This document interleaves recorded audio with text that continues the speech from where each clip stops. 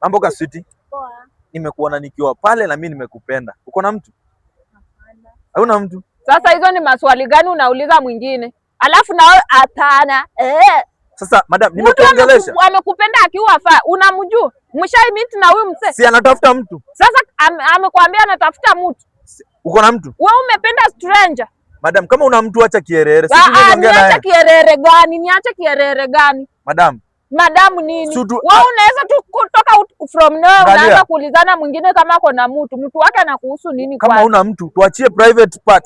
Privacy. Ni kuacha private part yangu ufanyie nini? Privacy tuongee na. Hakuna privacy hapa. Wewe ni stranger unakuja kupenda sister yangu why?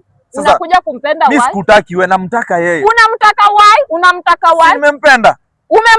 Umempenda unamjua? Ushaimuona mali kwingine? Uko na mtu? Ako na mtu.